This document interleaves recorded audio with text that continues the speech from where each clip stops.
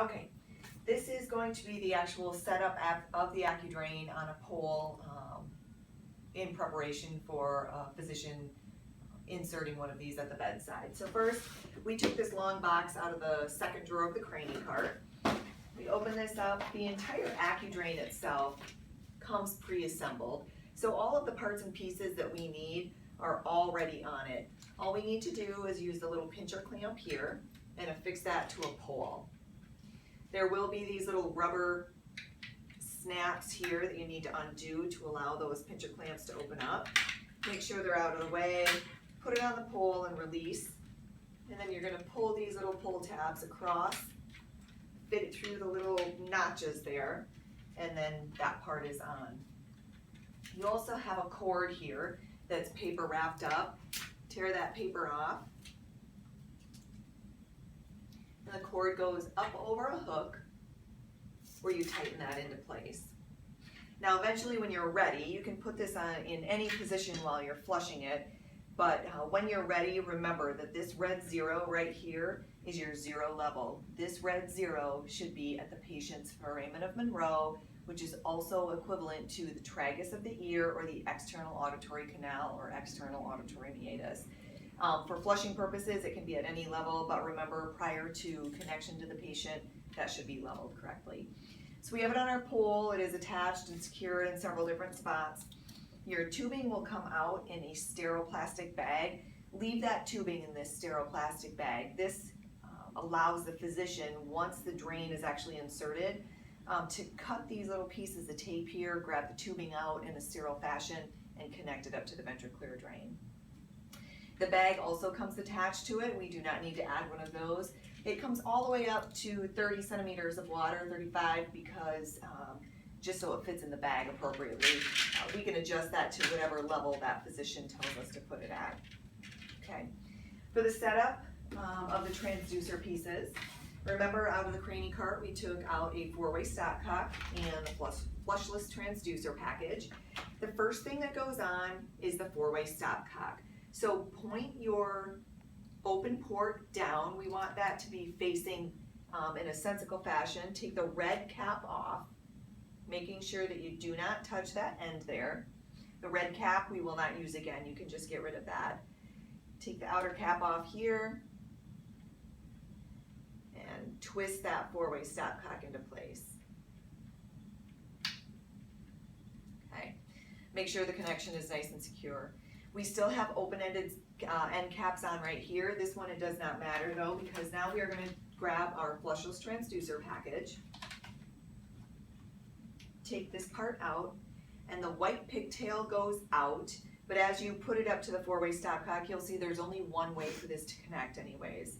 So you take off your open-ended cap here. We will not use that again either. That can be thrown away. Take off your protective cap here and connect the two of these together. Keep your transducer facing forward just so it makes it easier for the zeroing process. So now we have this here. This connects up to the gray pressure cable up to the monitor.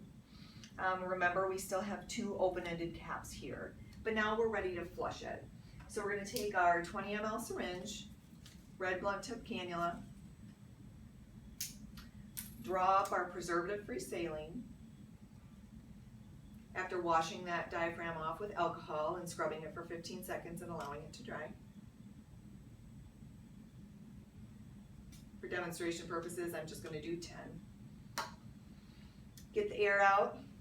All right, so at this open-ended stopcock, or open-ended port right here at the stopcock cover, we'll take this one off. We will not be using this one again either. You can get rid of it. The point is here that we'll have 20 mLs of saline drawn up in here. We only want to access this port once.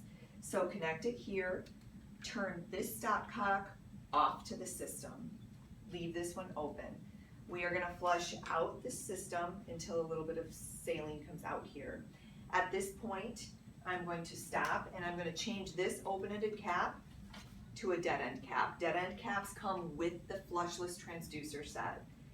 So take that top off, open that up, switch that out to dead end. I'm going to turn my stopcock off to the transducer now because that's flushed, and off to the patient. This is all done prior to connecting to the patient, of course, but off here, because I need to flush this little part here into the beer trawl. So flushing up here until you see a few drops enter into the beer trawl. All right, now I'm going to turn that off to the beer trawl, open this up and allow it to drain into the bag because I don't want this saline flush skewing my CSF output.